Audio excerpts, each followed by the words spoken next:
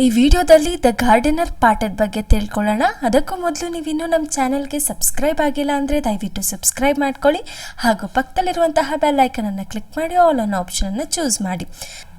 The gardener ಈ ಪಾಠವನ್ನು ಬರೆದಿರುವ ಲೇಖಕರು ಪಿ ಲಂಕೇಶ್ ಅವರು ಏನು ಹೇಳಿದ್ದಾರೆ ಈ ಲೆಸನಲ್ಲಿ ಅಂತ ನೋಡೋಣ. Elaboration can only impoverish this account and make it less authentic. I convinced this story in a flash. It has its genesis in my chance encounter with an old man. He was standing in a coconut grove near Chennai. His eyes were suffused with strange memories and native intelligence. He understood there a tall figure, hair gone grey, a long beak-like nose and strong muscular arms. In one hand, his spade used to tend coconut trees. A newspaper tucked under his arm. He was a laborer, overseer and philosopher all rolled into one. ಈ ಪ್ಯಾರದಲ್ಲಿ ಲೇಖಕರು ಏನು ಹೇಳ್ತಾ ಇದ್ದಾರೆ ಅಂತಂದರೆ, ಈ ಕತೆ ನನಗೆ ಯಾವಾಗ ಉಳಿತು ಅಂತಂತಂದರೆ, ನಾನು ಚೆನ್ನೈ ಪಟ್ಟಣದ ಹತ್ತಿರ ಇದ್ದಂತಹ ತೆಂಗಿನ ತೋಟದಲ್ಲಿ ನಿಂತಿದ್ದಂತಹ ಒಬ್ಬ ಮನುಷ್ಯನನ್ನು ನೋಡಿ ಈ ಕತೆ ನನಗೆ ಉಳಿತು ಅಂತ ಹೇಳ್ತಾ ಇದ್ದಾರೆ. ಮತ್ತೆ ಹೇಳ್ತಿದ್ದಾರೆ, ಅಲ್ಲಿ ನಿಂತಿದ್ನಲ್ಲ ತೆಂಗಿನ ತೋಟದಲ್ಲಿ, ಅವನ ಕಣ್ಣಲ್ಲಿ ಒಂದು ಜಾಣತನ ಇತ್ತು ಮತ್ತು ವಿಚಿತ್ರವಾದ ನೆನಪುಗಳಿದ್ವು ಅಂತ ಹೇಳ್ತಾರೆ. ಮತ್ತೆ ಹೇಳ್ತಾರೆ, ಅವನು ತುಂಬಾನೇ ಎತ್ತರವಾಗಿದ್ದ, ಅವನ ತಲೆ ಕೂದಲೆಲ್ಲ ತುಂಬಾನೇ ಬೆಳ್ಳಗಾಗಿತ್ತು, ಮತ್ತು ಅವನ ಮೂಗು ಚೂಪಾಗಿ ಉದ್ದಕ್ಕೆ ಇತ್ತು ಮತ್ತು ತುಂಬಾ ಸ್ಟ್ರಾಂಗ್ ಆಗಿತ್ತು ಅವನ ಆರ್ಮ್ ಅಂತ ಅವನ ಬಗ್ಗೆ ವರ್ಣಿಸ್ತಾ ಬಂದಿದ್ದಾರೆ. ಮತ್ತೆ ಹೇಳಿದ್ದಾರೆ, ಮತ್ತು ಅವನು ಹೇಗೆ ಕಾಣಿಸ್ತಾ ಇದೆ ಅಂದರೆ, ನೋಡೋಕ್ಕೆ ಒಂದು ಕೈಯಲ್ಲಿ ಅವನು ಗುದ್ಲಿಯನ್ನು ಇಟ್ಕೊಂಡಿದ್ದ, ಇನ್ನೊಂದು ಆರ್ಮಲ್ಲಿ ಏನು ಮಾಡಿದ ಅಂತಂದರೆ ಒಂದು ನ್ಯೂಸ್ ಪೇಪರ್ನ ಅವನು ಇಟ್ಕೊಂಡಿದ್ದ ಅಂತ. ಅವನು ಆ ತೋಟದಲ್ಲಿ ಕೆಲಸಗಾರ ಆಗಿದ್ನಂತೆ. ಅವನನ್ನು ನೋಡಿದ್ರೆ ಒಬ್ಬ ಫಿಲಾಸಫರ್ ರೀತಿ ಕಾಣಿಸ್ತಾ ಇದ್ದ ಅಂತ ಇಲ್ಲಿ ಲೇಖಕರು ನಮಗೆ ಫಸ್ಟ್ ಪ್ಯಾರಾದಲ್ಲಿ ತಿಳಿಸ್ಕೊಟ್ಟಿದ್ದಾರೆ. ಈಗ ನೆಕ್ಸ್ಟ್ ಪ್ಯಾರಾ ನೋಡೋಣ. He came to this garden one day after walking hundreds of miles. The owner of this plantation needed a person exactly like him. A few words were exchanged. The old man stayed on. ಇಲ್ಲೇನಪ್ಪ ಅಂತಂದರೆ, ಆ ತೋಟದ ಕೆಲಸಗಾರ ಇದ್ನಲ್ಲ, ಅವನು ಆ ತೋಟಕ್ಕೆ ತುಂಬಾ hundreds of miles ನಡ್ಕೊಂಡು ಆ ಓನರ್ನ ಮೀಟ್ ಮಾಡೋದಕ್ಕೆ ಕೆಲಸಕ್ಕಾಗಿ ನಡ್ಕೊಂಡು ಬಂದಿದ್ದ. ಆ ಓನರ್ಗೂ ಕೂಡ ಅದೇ ರೀತಿಯಾಗಿ ತುಂಬಾ ಡೆಡಿಕೇಶನ್ ಇರುವಂತಹ ವ್ಯಕ್ತಿ ಬೇಕಿತ್ತು. ಹಾಗಾಗಿ ಸ್ವಲ್ಪ ಹೊತ್ತು ಆ ತೋಟದ ಮಾಲೀಕ ಏನಿರ್ತಾನೆ ಅವನು ಮತ್ತು ಆ ತೋಟಗಾರ ಏನು ಕೆಲಸಗಾರ ಬಂದಿರ್ತಾನೆ ಅವನು ಇಬ್ಬರು ಕೂಡ ಸ್ವಲ್ಪ ಹೊತ್ತು ಮಾತಾಡ್ತಾರೆ. ಆಮೇಲೆ ಅವನನ್ನು ಅಪಾಯಿಂಟ್ ಮಾಡ್ಕೊಂಡಾದ್ಮೇಲೆ ಆ ಮನುಷ್ಯ ಏನಿರ್ತಾನೆ, ಆ ಮುದುಕ ಅಥವಾ ಆ ತೋಟಗಾರ ಅಥವಾ ಕೆಲಸಗಾರ ಅವನು ಅಲ್ಲೇ ಉಳ್ಕೋತಾನೆ. ಈಗ ನೆಕ್ಸ್ಟ್ ನೋಡೋಣ. He was really useful. He was well versed in agriculture and could understand the problems of workers. The petty thefts in the garden came to an end. The income from the garden improved dramatically. ಅವನು ಆ ತೋಟಕ್ಕೆ ಬಂದಿದ್ದು ತುಂಬಾ useful ಆಗುತ್ತೆ. ಯಾಕೆ ಅಂತಂದರೆ ಅವನಿಗೆ agriculture ಬಗ್ಗೆ ತುಂಬ ಚೆನ್ನಾಗಿ ಗೊತ್ತಿರುತ್ತೆ ಮತ್ತು ಅಲ್ಲಿ ಲೇಬರ್ಸ್ ಅಥವಾ ವರ್ಕರ್ಸ್ ಏನಿರ್ತಾರೆ ಅವ್ರ ಪ್ರಾಬ್ಲಮ್ ಏನು ಅದೆಲ್ಲವನ್ನು ಕೂಡ ಅವನಿಗೆ ಅರ್ಥ ಮಾಡ್ಕೊಳ್ಳೋ ಕೇಪಬಿಲಿಟಿ ತುಂಬಾ ಚೆನ್ನಾಗಿರುತ್ತೆ. ಮತ್ತು ತೋಟದಲ್ಲಿ ಏನೇನೆಲ್ಲ ಕಳ್ಳತನ ಆಗ್ತಿತ್ತೋ ಅದೆಲ್ಲದಕ್ಕೂ ಕೂಡ ಒಂದು ಕೊನೆ ಹಾಡ್ತಾನೆ ಇವನು ಬಂದು. ಮತ್ತು ಅಲ್ಲಿ ಏನು ಆ ಓನರ್ಗೆ ಏನು ಆದಾಯ ಅಥವಾ ಇನ್ಕಮ್ ಬರ್ತಿತ್ತು ಅದು ಸಡನ್ನಾಗಿ ತುಂಬಾ ಜಾಸ್ತಿ ಆಗೋದಕ್ಕೆ ಶುರು ಆಗುತ್ತೆ. ಈಗ ನೆಕ್ಸ್ಟ್ ನೋಡೋಣ. There was a perceptible change in the lifestyle of the owner. The plantation expanded, but the owner became lethargic and shied away from hard work. His wife found all this very strange. She found it hard to decide whether the old man's arrival was for the better or for the worse. ಏನು ಹೇಳ್ತಿದ್ದಾರೆ ಅಂತಂತಂದರೆ, income ಓನರ್ದು ಜಾಸ್ತಿ ಆಗಿದ್ದರಿಂದ ಓನರ್ದು life ಸ್ಟೈಲೇನೇ change ಆಯಿತು. ಮತ್ತು ಆ ಓನರ್ನ ತೋಟ ಆಸ್ತಿ ಎಲ್ಲ ಕೂಡ ವಿಸ್ತಾರ ಆಯಿತು, ಇನ್ನೂ ಜಾಸ್ತಿ ಆಗಕ್ಕೆ ಶುರು ಆಯಿತು. ಆದರೆ ಆ ತೋಟದ ಮಾಲೀಕ ಅಥವಾ ಓನರ್ ತುಂಬಾ ಲೇಸಿ ಆಗಿಬಿಟ್ಟಿದ್ದ, ಅವನ ಹಾರ್ಡ್ ವರ್ಕ್ನ ಮರ್ತ್ಬಿಟ್ಟಿದ್ದ. ಮತ್ತು ದುಡ್ಡು ಜಾಸ್ತಿ ಆಗಿದ್ದರಿಂದ ಅವನು ಬೇರೆ ಬೇರೆ ಕೆಟ್ಟ ಅಭ್ಯಾಸಗಳನ್ನು ಕೂಡ ಅವನು ಕಲಿಯೋದಕ್ಕೆ ಶುರು ಮಾಡಿಬಿಟ್ಟಿದ್ದ. ಇದೆಲ್ಲ ಅವನ ಹೆಂಡತಿಗೆ ತುಂಬಾ ಸ್ಟ್ರೇಂಜ್ ಅಂತ ಅನ್ನಿಸ್ತು. ಅವಳಿಗೆ ಈ ಮುದುಕ ಈ ತೋಟಕ್ಕೆ ಬಂದಿದ್ದು ಒಳ್ಳೇದಾಯ್ತೋ ಇಲ್ಲ ಅಂದರೆ ಕೆಟ್ಟದ್ದಾಯ್ತೋ ಅನ್ನುವಂತಹ ಕನ್ಫ್ಯೂಷನಲ್ಲಿ ಕೂತ್ಕೊಂಡ್ಳು. ನೆಕ್ಸ್ಟ್ ನೋಡೋಣ. Her husband's wealth and social prestige had risen higher. He acquired a number of friends in the next town and an equal number of in his own village. Even though he had precious little to do, his life became crowded with colorful events. She became apprehensive about his adultery and umpteen other vices cultivated lately thanks to his newly acquired clout. This farm, which was merely 10 acres, had grown beyond their imagination. That was fine, but their life also was gradually getting out of hand. ಮತ್ತೇನಾಯ್ತಾ ಹೋಯ್ತು ಅಂತಂದರೆ ಅವಳ ಗಂಡಂಗೆ ತುಂಬಾ ಒಳ್ಳೆ ಸ್ಥಾನ ಮಾನ ಸಮಾಜದಲ್ಲಿ ಎಲ್ಲ ಸಿಗ್ತಾ ಹೋಯ್ತು. ಮತ್ತು ಅವರು ತುಂಬಾ ಜಾಸ್ತಿ ಫ್ರೆಂಡ್ಸನ್ನು ಅವನು ಪಡ್ಕೊಳ್ತಾ ಹೋದ. ಮತ್ತು ಅವನ ಊರಲ್ಲಿ ಮತ್ತು ಬೇರೆ ಸಿಟಿಯಲ್ಲೆಲ್ಲ ಅವನ ಫ್ರೆಂಡ್ಸ್ಗಳನ್ನ ಪಡ್ಕೊಳ್ತಾ ಹೋದ. ಮತ್ತು ಅವನಿಗೆ ಮಾಡೋದಕ್ಕೆ ತುಂಬಾ ಇಂಪಾರ್ಟೆಂಟ್ ಕೆಲಸಗಳಿದ್ರೂ ಕೂಡ ಅವನ ಜೀವನ ಎಲ್ಲ ಕೂಡ ತುಂಬಾ ಕಲರ್ಫುಲ್ ಈವೆಂಟ್ ಜೊತೆ ಮತ್ತು ಬೇರೆ ಬೇರೆ ಜನಸಮೂಹದ ಜೊತೆ ಅವನು ಮೈ ಮರ್ತೋದ. ಮತ್ತೆ ಅವನ ಹೆಂಡತಿಗೆ ಇದ್ರ ಬಗ್ಗೆನೆ ತುಂಬಾ ಚಿಂತೆ ಆಯಿತು. ಮತ್ತೆ ಅವ್ರದ್ದು ತೋಟ ಅಥವಾ ಫಾರ್ಮ್ ಏನಿದೆ ಅದು ಸ್ಟಾರ್ಟಿಂಗ್ ಬರೀ 10 ಎಕರೆ ಇತ್ತು. ಆದರೆ ಇವಾಗ ಅವ್ರ ಇಮ್ಯಾಜಿನೇಷನ್ಗೆ ಸಿಗದೆ ಇರುವಷ್ಟು ಜಾಸ್ತಿ ವಿಸ್ತಾರವಾಗಿತ್ತು. ಅಂದರೆ ಅಷ್ಟು ಜಾಸ್ತಿ ಎಕರೆ ಫಾರ್ಮ್ಸ್ ಆಗಿತ್ತು. ಅದೆಲ್ಲ ಓಕೆನೆ, ಆದರೆ ಅವ್ರ ಲೈಫ್ ಇವಾಗ ಹೇಗಾಗಿತ್ತು ಅಂತಂದರೆ ಅವ್ರ ಕೈಯಲ್ಲೇ ಅವ್ರ ಜೀವನ ಇಲ್ಲದೆ ಇರೋ ರೀತಿ ಆಗೋಗಿತ್ತು. ಈಗ ನೆಕ್ಸ್ಟ್ ಪ್ಯಾರಾ ನೋಡೋಣ. When she was in a fix like this, one day the old man met her and behaved as though he knew all about her plight. He smiled at her and brought down an offering of tender coconuts from a nearby tree. He sat on the embankment of the well. She had no alternative and she sat next to him. The sun was slipping away into the western horizon. His rays were reaching the walls of the well through the foliage of coconut, mango and jackfruit trees. ಆ ತೋಟದ ಮಾಲೀಕನ ಹೆಂಡತಿಯ ಜೀವನದಲ್ಲಿ ಈ ಥರ ಎಲ್ಲ ನಡೀತಾ ಇರಬೇಕಾದ್ರೆ ಒಂದಿನ ಆ ಮುದುಕ ಏನು ಮಾಡ್ತಾನೆ, ತೋಟದಲ್ಲಿ ಕೆಲಸ ಮಾಡ್ತಾ ಇದ್ದಂತಹ ಮುದುಕ ಅವಳನ್ನು ಮೀಟ್ ಮಾಡ್ತಾನೆ. ಅದೆಲ್ಲ ಅವನಿಗೂ ಕೂಡ ಗೊತ್ತಿದ್ರು ಕೂಡ ಅವ್ನು ಯಾವ ರೀತಿ ಬಿಹೇವ್ ಮಾಡ್ತಾನೆ ಅಂತಂದರೆ ಅವಳನ್ನ ನೋಡಿ ಸ್ಮೈಲ್ ಮಾಡ್ತಾನೆ. ಮತ್ತು ಅವಳು ಬಂದ ತಕ್ಷಣ ಅಲ್ಲಿ ಒಂದಿದ್ದಂತಹ ಕೊಕೊನೆಟ್ ಟ್ರೀಯಿಂದ ಒಂದು ಕೊಕೊನೆಟ್ ಅಂದರೆ ಎಳ್ನೀರನ್ನು ತಗೊಂಡು ಬಂದು ಕೊಡ್ತಾನೆ. ಮತ್ತು ಅವನು ಅಲ್ಲೇ ಇದ್ದಂತಹ ಬಾವಿಯ ಕಟ್ಟೆ ಮೇಲೆ ಕುತ್ಕೋತಾನೆ. ಮತ್ತು ಆ ಮಾಲಕಿಗೂ ಕೂಡ ಅಲ್ಲೆಲ್ಲೂ ಕೂಡ ಜಾಗ ಇರಲ್ಲ, ಹಾಗಾಗಿ ಅವಳು ಕೂಡ ಅವನ ಪಕ್ಕ ಅಲ್ಲೇ ಕುತ್ಕೋತಾಳೆ. ಆಗ ಅದು ಯಾವ ಟೈಮಪ್ಪ ಅಂದರೆ ಸಂಜೆ ಆಗ್ತಾ ಇರುತ್ತೆ. ಸೂರ್ಯನ ಕಿರಣಗಳೆಲ್ಲ ಆ ತೋಟದಲ್ಲಿರೋ ಇದ್ದಂತಹ ಕೊಕೊನೆಟ್, ಮ್ಯಾಂಗೋ ಮತ್ತು ಜಾಕ್ ಫ್ರೂಟ್ ಟ್ರೀಯಿಂದ ಎಲ್ಲ ಬರ್ತಿರತ್ತೆ. ಈಗ ನೆಕ್ಸ್ಟ್ ಏನಾಗುತ್ತೆ ಅಂತ ನೋಡೋಣ. The old man began as narrative. ಅಂದರೆ ಈ ಮುದುಕ ಏನಿರ್ತಾನೆ ಅಲ್ಲಿ ಕೆಲಸ ಮಾಡೋನು ತೋಟಗಾರ, ಅವನು ಅಲ್ಲೇ ಪಕ್ಕದಲ್ಲಿ ಕೂತಿದಂತಹ ತನ್ನ ಮಾಲಕಿಗೆ ಈ ಕತೆಗಳನ್ನು ಹೇಳೋದಕ್ಕೆ ಶುರು ಮಾಡ್ತಾನೆ. ಏನು ಹೇಳ್ತಾನೆ ಅಂತ ನೋಡೋಣ. In a far off place once there was a man called Tammanna. He had everything, 10 acres of wetland, a comfortable house, people too ready to do his bidding. The most important among all his possessions was his rival ಸಂಗೋಜಿ. ಆ ಮುದುಕ ಏನಂತ ಕತೆ ಹೇಳೋದಕ್ಕೆ ಶುರು ಮಾಡ್ತಾನೆ ಅಂತಂದರೆ, ಇಲ್ಲಿಂದ ತುಂಬಾ ದೂರ ಇರುವಂತಹ ಒಂದು ಊರಲ್ಲಿ ಒಬ್ಬ ವ್ಯಕ್ತಿ ಇರ್ತಾನೆ.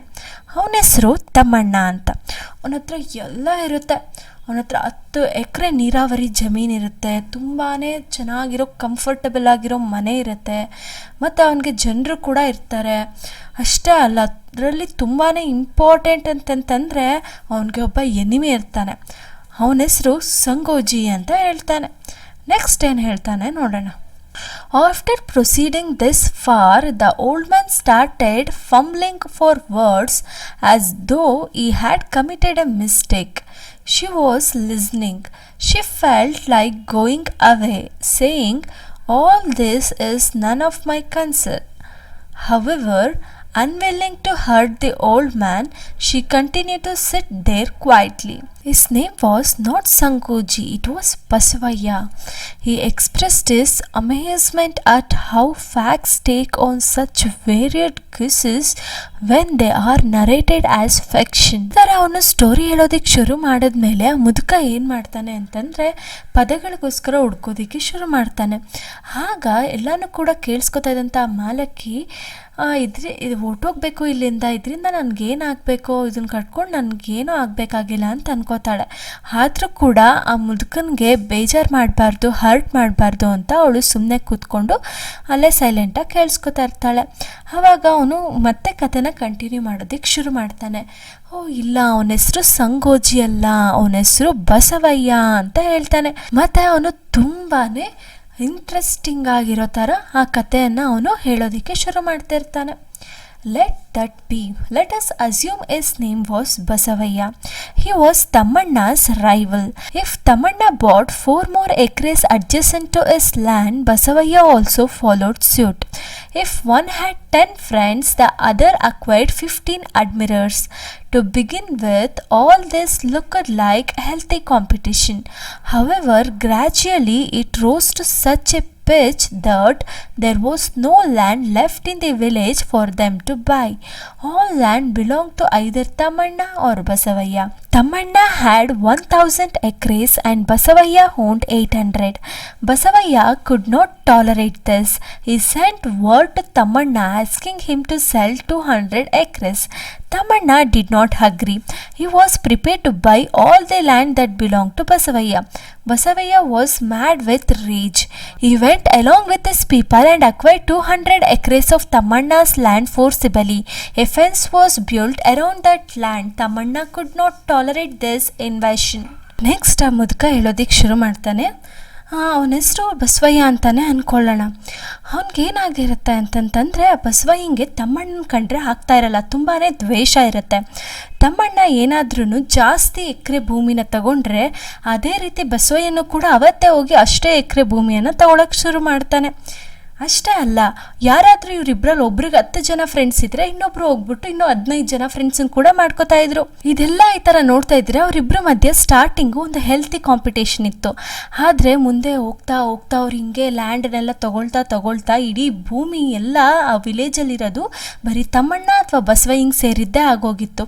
ಆವಾಗ ಇಲ್ಲಿ ಆ ಊರಲ್ಲಿ ತಮ್ಮಣ್ಣ 1000 ಎಕರೆ ಭೂಮಿಯನ್ನು ಹೊಂದಿದ್ರೆ ಬಸವಯ್ಯ 800 ಎಕರೆ ಭೂಮಿಯನ್ನು ಹೊಂದಿದ್ದ. ಇದನ್ನು ಬಸವಯ್ಯ ನನಗೆ ತಡ್ಕೊಳ್ಳೋದಕ್ಕಾಗಲಿಲ್ಲ. ನನಗಿಂತ ತಮ್ಮಣ್ಣನ ಹತ್ರ 1000 ಎಕರೆ ಜಾಸ್ತಿ ಇದೆಯಾ ಅಂತ ಅವನಿಗೆ ತುಂಬಾ ಕೋಪ ಬರುತ್ತೆ. ಆಗ ಬಸವಯ್ಯ ತಮ್ಮಣ್ಣಂಗೆ ನನಗೆ 200 ಎಕರೆನ ಸೇಲ್ ಮಾಡೋದಿಕ್ಕೆ ಹೇಳು, ಮಾರೋದಿಕ್ಕೆ ಹೇಳು ಅಂತ ಹೇಳ್ಬಿಟ್ಟು ತಮ್ಮಣ್ಣನಿಗೆ ಹೇಳಿ ಕಳಿಸ್ತಾನೆ. ಆದರೆ ತಮ್ಮಣ್ಣ ಅದಕ್ಕೆ ಒಪ್ಪೋದಿಲ್ಲ. ಅವನೇನು ಮಾಡಿರ್ತಾನೆ ಅಂತಂದರೆ, ತಮ್ಮಣ್ಣ ಬಸವಯ್ಯಂಗೆ ಸೇರಿದಂತಹ ಎಲ್ಲ ಜಮೀನನ್ನು ನಾನೇ ತೊಗೊಬಿಡ್ಬೇಕು ಅಂತ ಅವನು ಡಿಸೈಡ್ ಮಾಡ್ಕೊಂಡಿರ್ತಾನೆ. ಆದರೆ ಬಸವಯ್ಯ ತುಂಬಾ ಈ ದ್ವೇಷಕ್ಕೆ ತುಂಬಾ ಅವನು ಮ್ಯಾಡ್ ಆಗೋಗಿರ್ತಾನೆ. ಆಗ ಅವನೇನು ಮಾಡ್ತಾನೆ ಅಂತಂತಂದರೆ, ಅವನ ಜನರ ಜೊತೆ ಹೋಗಿ ತಮ್ಮಣ್ಣಂಗೆ ಸೇರಬೇಕಾಗಿದ್ದಂತಹ ಭೂಮಿ ಏನಿರುತ್ತೆ ಆ ಭೂಮಿಯಲ್ಲಿ 200 ಎಕರೆನ ಇವನು ಹೋಗಿ ಬೇಲಿ ಹಾಕ್ಕೊಂಡು ಅವನು ಅಕ್ವೈರ್ ಮಾಡ್ಕೋತಾನೆ. ಇದನ್ನ ತಮ್ಮಣ್ಣಂಗೆ ತಡ್ಕೊಳ್ಳೋದಕ್ಕೆ ಆಗೋಲ್ಲ ಅಥವಾ ಸಹಿಸ್ಕೊಳ್ಳೋದಕ್ಕೆ ಆಗಲ್ಲ. ಈಗ ನೆಕ್ಸ್ಟ್ ಏನಾಗುತ್ತೆ ಅಂತ ನೋಡೋಣ. By now the quarrel between these two had sucked in all their supporters. Thammanna was advised by his supporters about the various means available for getting back his land. There was the court of law. One could also take recourse to the police. If you did not want that, there were many number of persons ready to attack Basavaya. Such a war had become virtually inevitable. But Tamanna was in search of a method that could annihilate Basavaya completely. He hit upon the idea of composing all his experiences in the form of ballades and singing them. Now the rivalry between Tamanna and Basavaya started moving away from things that were visible towards an invisible abstract domain. ಇವಾಗ ಏನಾಗೋಗಿರುತ್ತೆ ಅಂತಂದರೆ ಅವರಿಬ್ಬರು ಮಧ್ಯ ಮಾತ್ರ ದ್ವೇಷ ಇರಲ್ಲ, ಅವ್ರವ್ರನ್ನ ಜನರು ಯಾರ್ಯಾರು support ಮಾಡ್ತಾ ಇರ್ತಾರೆ ಬಸವಯ್ಯ ಮತ್ತು ತಮ್ಮಣ್ಣನ ಅವರಿಬ್ಬರ ನಡುವೆ ಕೂಡ ದ್ವೇಷ ಶುರು ಆಗಿಬಿಟ್ಟಿರುತ್ತೆ. ಆಗ ತಮ್ಮಣ್ಣನ ಸಪೋರ್ಟರ್ಸ್ ಅಥವಾ ತಮ್ಮಣ್ಣನ ಜೊತೆ ಇದ್ದಂತಹ ಜನ ಏನಂತ ಅಡ್ವೈಸ್ ಮಾಡ್ತಾರೆ ಅವನಿಗೆ ಅಂತಂತಂದರೆ, ನಾವು ಅವ್ರ ಜೊತೆ ಯುದ್ಧ ಮಾಡೋಣ, ಇಲ್ಲ ಅಂತಂದರೆ ನಾವು ಕೋರ್ಟ್ಗೆ ಹೋಗೋಣ, ಪೊಲೀಸ್ ಹತ್ರ ಹೋಗೋಣ ಅಂತ ಎಲ್ಲ ಅವನಿಗೆ ತುಂಬಾ ಸಜೆಷನ್ಸ್ ಕೊಡ್ತಾನೆ. ಆದರೆ ತಮ್ಮಣ್ಣನ ಮೈಂಡಲ್ಲಿ ಬೇರೆನೇ ಓಡ್ತಾ ಇರುತ್ತೆ. ತಮ್ಮಣ್ಣಂಗೆ ಏನು ಮಾಡಬೇಕಾಗಿರುತ್ತೆ ಅಂತಂತಂದರೆ ಈ ಬಸವಯ್ಯನ ಕಂಪ್ಲೀಟಾಗಿ ಯಾವುದಾದ್ರೂ ಒಂದು ರೀತಿಯಿಂದ ನಾಶ ಮಾಡುವಂತಹ ಮೆಥಡನ್ನು ಅವನು ಹುಡುಕ್ತಾ ಇರ್ತಾನೆ. ಆಗ ತಮ್ಮಣ್ಣ ಏನು ಮಾಡ್ತಾನೆ ಅಂತಂದರೆ ತನಗಾಗಿರುವಂಥ ಎಕ್ಸ್ಪೀರಿಯನ್ಸು ಅಥವಾ ಬಸವಯ್ಯನ ಬಗ್ಗೆ ಎಲ್ಲರ ಬಗ್ಗೆನೂ ಕೂತ್ಕೊಂಡು ಅವನು ಸಾಂಗ್ನ ಕಂಪೋಸ್ ಮಾಡಿ ಹಾಡೋದಕ್ಕೆ ಶುರು ಮಾಡ್ತಾನೆ. ಈಗ ತಮ್ಮಣ್ಣ ಮತ್ತು ಬಸವಯ್ಯನ ನಡುವೆ ಇದ್ದಂತಹ ದ್ವೇಷ ಕಣ್ಣಿಗೆ ಕಾಣಿಸುವಂತಿತ್ತು, ಅದ್ರೀಗ ಕಣ್ಣಿಗೆ ಕಾಣಿಸ್ದೆ ಅವರಿಬ್ಬರು ಯುದ್ಧ ಮಾಡ್ತಾ ಇರ್ತಾರೆ. Basavaya had no answer to this. He also tried to sing but could not. He performed his agricultural task more diligently. This too was no answer to Tamanna. Tamanna's reputation started spreading all around. His songs started making a mention of Basavaya's cruelty and his menace. Scholars of folklore were after him. Critics started analyzing and translating his songs and thus earned their share of fame. Basavaya helplessly watched all this, consumed by anger. He encroached more and more into Tamanna's land. Tamanna did not notice any of these activities.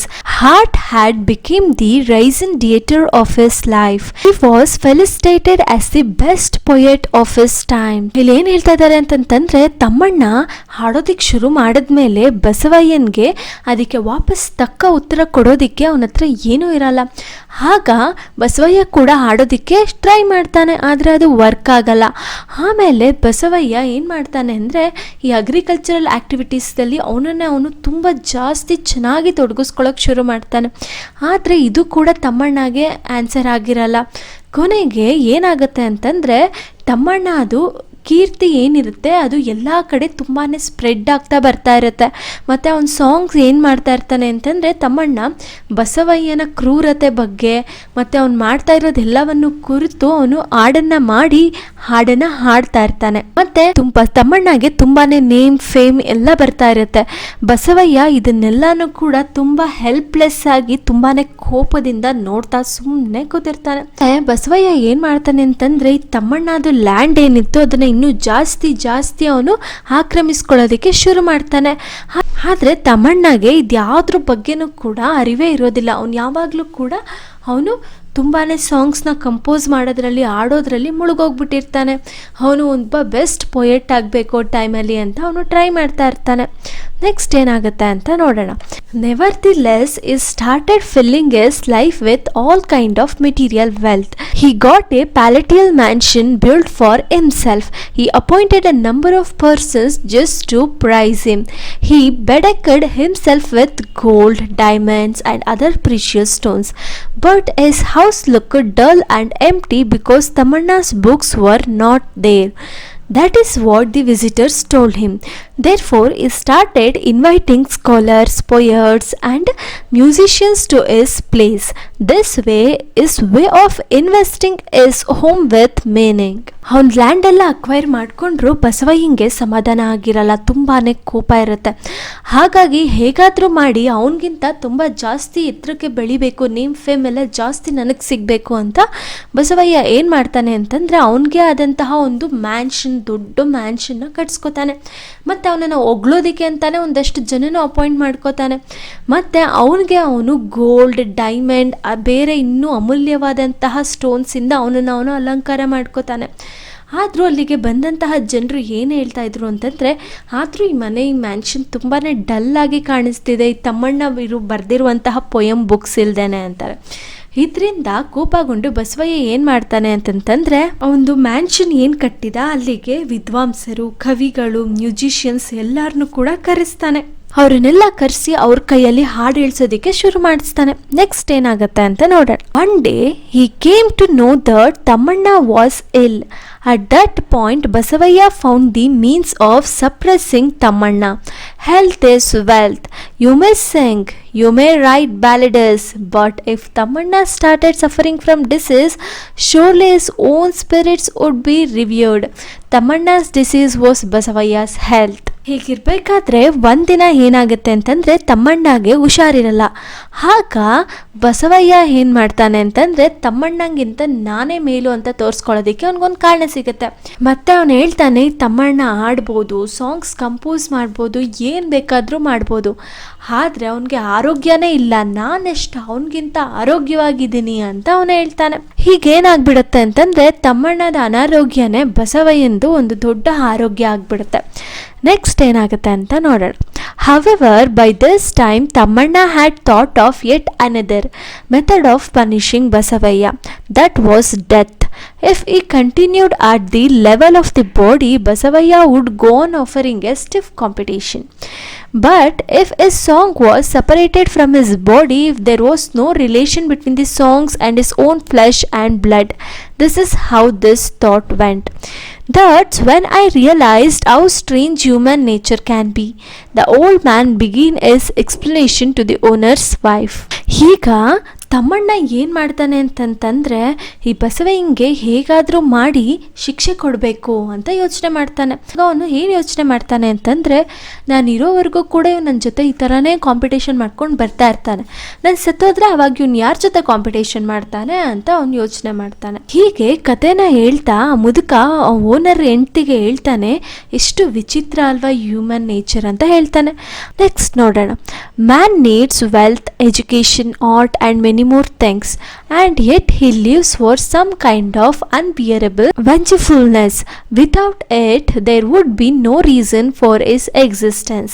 This is not a real story, only what I have heard somewhere. You may know that I subscribe to it daily. To you I am just an old man. After a particular age, man loses his name. His age becomes important and his name vanishes into thin air. Now I am an old man in this garden, your servant. I am also the person who reads the newspaper and looks after the garden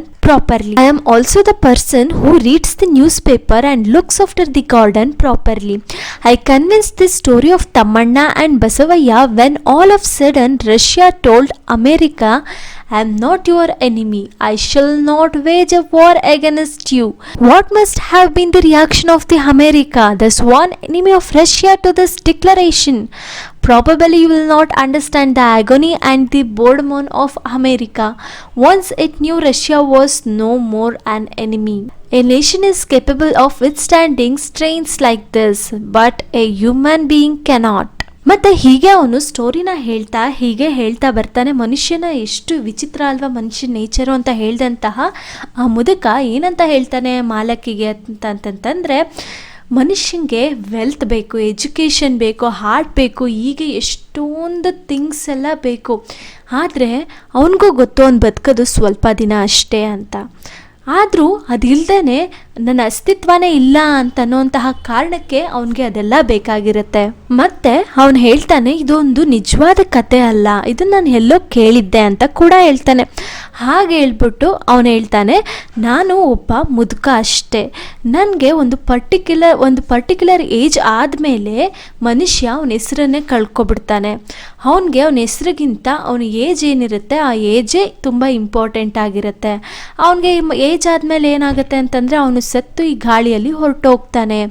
ಇವಾಗ ನಾನು ಒಬ್ಬ ಮುದುಕ ನಿಮ್ಮ ಒಂದು ತೋಟದಲ್ಲಿ ಕೆಲಸ ಮಾಡ್ತಾ ಇದ್ದೀನಿ, ನಿಮ್ಮ ಸರ್ವೆಂಟ್ ಆಗಿದ್ದೀನಿ.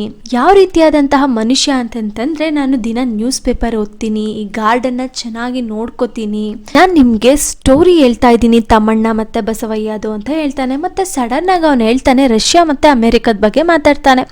ಅವನೇನಂತ ಹೇಳ್ತಾನೆ ಅಂತಂದರೆ, ರಷ್ಯಾ ಒಂದ್ಸಲ ಅಮೇರಿಕಕ್ಕೆ ಕೇಳುತ್ತೆ, ನಾನು ನಿಮ್ಮ ಶತ್ರು ಅಲ್ಲ, ನಾನು ನಿಮ್ಮ ಮೇಲೆ ಇನ್ಯಾವತ್ತೂ ಯುದ್ಧನೇ ಮಾಡಲ್ಲ ಅಂತ ಹೇಳುತ್ತೆ. ಆಗ ಅಮೇರಿಕದ ಅವ್ರದ್ದು ರಿಯಾಕ್ಷನ್ ಏನಾಗಿರಬೇಕು. ತುಂಬಾ ಅಜಾತಶತ್ರು ಆದಂತಹ ರಷ್ಯಾ ಈ ಥರ ಡಿಕ್ಲರೇಷನ್ ಮಾಡಿದ್ರೆ, ಒಂದು ಸಲ ಅಮೇರಿಕಾಗೆ ರಷ್ಯಾ ಇಷ್ಟು ದಿನ ನಮ್ಮ ಶತ್ರುವಾಗಿ ಓಡಾಡ್ತಾ ಇದ್ದಿದ್ದು ಇದ್ದಕ್ಕಿದ್ದಾಗೇ ನಾನು ನಿಮ್ಮ ಎನಿಮಿ ಅಲ್ಲ ಅಂತ ಡಿಕ್ಲೇರ್ ಮಾಡಿಬಿಟ್ರೆ ಏನಾಗುತ್ತೆ ಅಮೇರಿಕದ ಗತಿ. ಮೇ ಬಿ ಅಮೇರಿಕಾ ಅಥವಾ ಯಾವುದಾದ್ರೂ ಒಂದು ದೊಡ್ಡ ರಾಷ್ಟ್ರಗಳು ಈ ಥರ ಹೊಡೆತವನ್ನು ಸಹಿಸ್ಕೋಬೋದು, ಆದರೆ ಮನುಷ್ಯ ಸಹಿಸ್ಕೊಳಕ್ಕಾಗಲ್ಲ. ಇದೇ ಥರ ನಾನು ಕೂಡ ಮಾಡಿದ್ದು ಅಂತ ಹೇಳ್ತಾನೆ. ನೆಕ್ಸ್ಟ್ ಅವನು ಏನು ಹೇಳ್ತಾನೆ ಅಂತಂತಂದರೆ, I thought my death alone could destroy Basavayya. I gave up everything and started off. A few days later I left. Basavayya passed away. He had no more reasons to leave. ಇಲ್ಲಿ ಆ ಮುದುಕ ಹೇಳ್ತಾ ಇದ್ದಾನೆ, ನಾನೇನಂತ ಅಂದ್ಕೊಂಡೆ ಅಂತಂದರೆ, ನಾನು ಸತ್ತರೆ ಮಾತ್ರ ಬಸವಯ್ಯನ ಡೆಸ್ಟ್ರಾಯ್ ಮಾಡೋಕ್ಕಾಗೋದು ಅಂತ ತಿಳ್ಕೊಂಡೆ. ಅದಕ್ಕಾಗಿ ನನ್ನ ಹತ್ರ ಇದ್ದಂತಹ ಜಮೀನು, ಆಸ್ತಿ ಪಾಸ್ತಿ ಎಲ್ಲವನ್ನು ಬಿಟ್ಬಿಟ್ಟು ನಾನು ಅಲ್ಲಿಂದ ಬಂದುಬಿಟ್ಟೆ. ಆಗ ಸ್ವಲ್ಪ ದಿನ ಆದಮೇಲೆ ನಾನು ಆ ಊರನ್ನೆಲ್ಲ ಬಿಟ್ಟು ಬಂದ ಮೇಲೆ ಬಸವಯ್ಯ ಸತ್ತೋದ ಅನ್ನುವಂತಹ ಸುದ್ದಿ ನನಗೆ ಗೊತ್ತಾಯಿತು. ಅವನಿಗೆ ಬದುಕೋದಕ್ಕೆ ನನ್ನನ್ನು ಬಿಟ್ಟರೆ ಬೇರೆ ಯಾವ ಕಾರಣನೂ ಇರಲಿಲ್ಲ, ಹಾಗಾಗಿ ಅವನು ಸತ್ತೋದ ಅಂತ ಹೇಳ್ತಾನೆ. ನೆಕ್ಸ್ಟ್ ಏನು ಹೇಳ್ತಾನೆ ನೋಡೋಣ. My name is Thammanna. After his death I forgot all my songs and ballads. I who was once famous became a non entity. Thus I avenged myself. ಇಲ್ಲ ಅವನು ಹೇಳ್ತಾನೆ, ಇಲ್ಲಿ ಸ್ಟಾರ್ಟಿಂಗ್ ಯಾರ್ದೋ ಕತೆ ಥರ ಅವ್ನು ಶುರು ಮಾಡಿ ಇವಾಗ ಅವನು ಹೇಳ್ತಾ ಇದ್ದಾನೆ, ನಾನೇ ಆ ತಮ್ಮಣ್ಣ. ಅವನು ಸತ್ತೋದ್ಮೇಲೆ, ಬಸವಯ್ಯ ಸತ್ತೋದ್ಮೇಲೆ ನಾನು ಎಲ್ಲ ಬರಿತಾ ಇದ್ದಂತಹ ಸಾಂಗ್ಸ್, ಕಂಪೋಸ್ ಮಾಡ್ತಾ ಇದ್ದಂತಹ ಸಾಂಗ್ಸ್ ಎಲ್ಲವನ್ನು ಕೂಡ ಮರ್ತ್ಕೊಬಿಟ್ಟಿದ್ದೀನಿ. ಒಂದು ಕಾಲದಲ್ಲಿ ಎಷ್ಟು ಫೇಮಸ್ ಆಗಿದ್ದಂತಹ ನಾನು ಇವತ್ತು ಐಡೆಂಟಿಟಿನೇ ಇಲ್ಲದೆ ಇರೋ ಥರ ಬದುಕ್ತಾ ಇದ್ದೀನಿ ಅಂತ ಹೇಳ್ತಾನೆ. Next, your husband is flourishing today as a rich man. He is not amenable to any evidence. Man is so complicated that till the day of his death he goes on living for some revenge or other, confronting one challenge or the other. ಮತ್ತು ಅವನು ಹೇಳ್ತಾನೆ, ಕತೆ ಎಲ್ಲ ಹೇಳ್ಬಿಟ್ಟು ಮಾಲಕಿಗೆ ಹೇಳ್ತಾನೆ, ನಿಮ್ಮ ಗಂಡ ಇವತ್ತು ಈ ರೀತಿ ಒಂದು ದೊಡ್ಡ ರಿಚ್ ಮ್ಯಾನ್ ಆಗಿರ್ಬೋದು, ಆದರೆ ಯಾವಾಗಲೂ ಕೂಡ ಹೀಗೆ ಇರೋದಿಲ್ಲ. ಮನುಷ್ಯನ ಜೀವನ ತುಂಬಾ ಕಾಂಪ್ಲಿಕೇಟೆಡ್, ಅದು ಯಾವಾಗಲೂ ಕೂಡ ಚೇಂಜ್ ಆಗ್ತಾನೆ ಇರುತ್ತೆ, ಇವತ್ತಿದ್ದಂಗೆ ನಾಳೆ ಇರಲ್ಲ ಅಂತ ಹೇಳ್ತಾನೆ. ನೆಕ್ಸ್ಟ್ ಏನು ಹೇಳ್ತಾನೆ ನೋಡೋಣ. ಅಮ್ಮ, do not think otherwise, just assume I did not tell you any of this or think all this happened in a dream. The laborers have started going home. That young child of Lokia pains well. He is bedridden with fever. I shall pay him a visit. Last ಪ್ಯಾರಾದಲ್ಲಿ ಏನು ಹೇಳ್ತಿದ್ದಾನೆ ಅಂತಂತಂದರೆ, ಎಲ್ಲ ಕತೆನೂ ಕೂಡ ಅವ್ನು owner ಹೆಂಡ್ತಿಗೆ ಹೇಳ್ಬಿಟ್ಟು ಮುದುಕ ಹೇಳ್ತಾನೆ, ಅಮ್ಮ ಏನೋ ನೀವು ಅಂದ್ಕೋಬೇಡಿ, ನೀವು ಇಷ್ಟು ಕತೆನ ಕೇಳೇ ಇಲ್ಲ ಅಂತ ಅಂದ್ಕೊಳ್ಳಿ, ಅಥವಾ ನೀವು ಯಾವುದೋ ನಿಮ್ಮ ಕನಸಲ್ಲಿ ಕತೆ ಬಂದೋಯ್ತು ಅಂತ ಅಂದ್ಕೊಳ್ಳಿ ಅಂತ ಹೇಳ್ತಾನೆ. ಎಲ್ಲ ಲೇಬರರ್ಸ್ ಅಥವಾ ಎಲ್ಲ ಕೆಲಸಗಾರರು ಮನೆಗೆ ಹೋಗ್ತಾ ಇದ್ದಾರೆ. ಮತ್ತು ಆ ಲೋಕಿಯನ ಚಿಕ್ಕ ಮಗನಿಗೂ ಕೂಡ ಜ್ವರ ಇದೆ, ನಾನು ಅವನನ್ನು ನೋಡಬೇಕು ಅಂತ ಹೇಳಿಬಿಟ್ಟು ಎಲ್ಲರೂ ಕೂಡ ಅಲ್ಲಿಂದ ಹೊರಟೋಗ್ತಾರೆ. Argue me unable to elaborate. I have told you whatever I felt as it is. I had seen all this in a dream.